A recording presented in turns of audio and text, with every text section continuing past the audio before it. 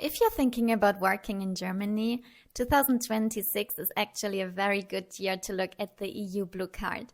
Several rules changed, and for a lot of people it became easier than before, especially for young professionals, IT specialists, and people without a classic university background. So in this video, I'll first explain what really changed in 2026, and then we look at concrete examples and common mistakes so you can see how this applies to your own situation. So what actually changed in 2026? So let's start with the most important part. What is new in 2026? So the first change concerns the updated salary thresholds. So the standard minimum salary is now 50,700 euros gross per year. So that's the baseline. But the even more interesting number is the lower threshold of about 45,900 euros. And this lower threshold now applies in more situations than before. And the second change then really concerns young professionals who benefit a lot more. So if you finished your last degree less than 3 years ago, you're considered a new entrant to the labor market. And in 2026, this means that you can qualify for the EU Blue Card with the lower salary threshold, even if your job is not on the official shortage occupation list. This is actually huge for recent graduates because many entry-level jobs simply don't pay 50,700 euros yet. There's also a third change. So vocational and non-academic qualifications are taken more seriously. So Germany is now much clearer that not everything has to be a classic university degree. So in case you completed a tertiary level qualification that took at least 3 years and corresponds to level 6 of the European or international qualification frameworks, it can actually count. So that includes things like master craftsman training or certain educator qualifications. This wasn't impossible before, but it's much more explicit now. The fourth change is for IT specialists without a degree have a real blue card option. So this is actually one of the biggest practical changes. So if you work in IT, you no longer need a university degree if you can prove strong professional experience.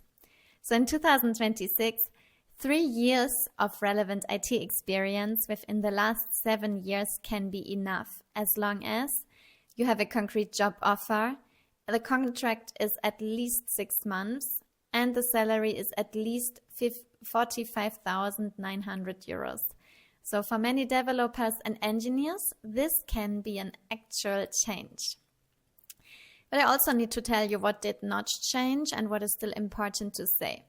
So some things stayed the same and people often expect them to change. So what you still need for the blue card is a concrete job offer, a job that really matches your qualification, at least a 6-month contract, and recognition if your profession is regulated.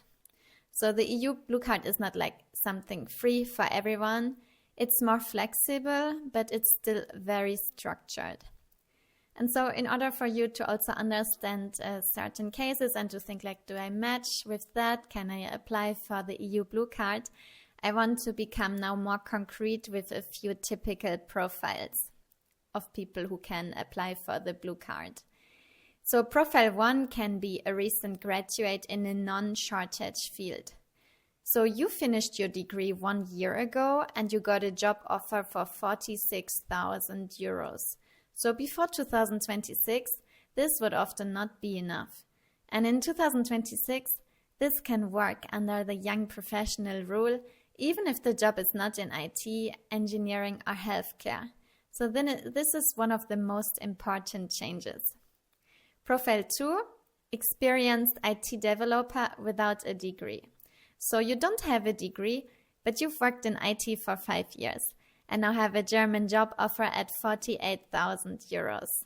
So in the past, this was often a dead end.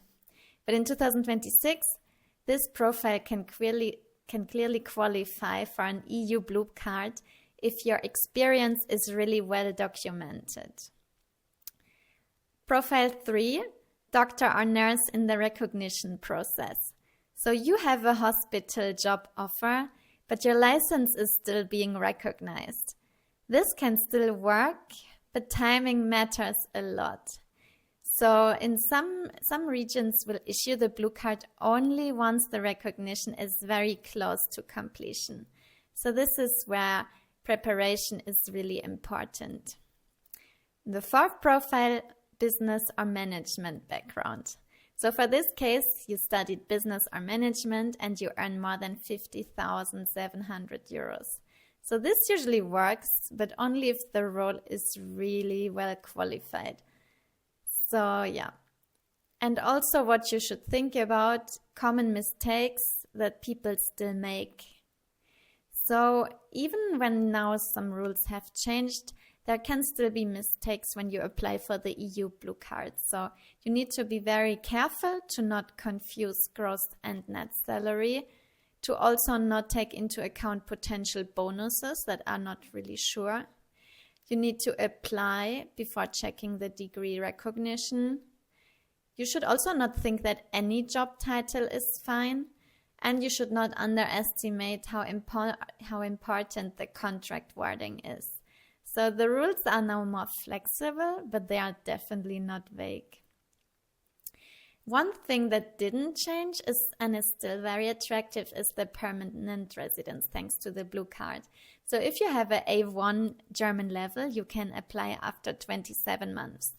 And if you have a B1 German level, then you can apply after only 21 months for the permanent residence. So overall, as a summary, 2026 made the EU blue card more realistic overall, but you still need a lot of preparation.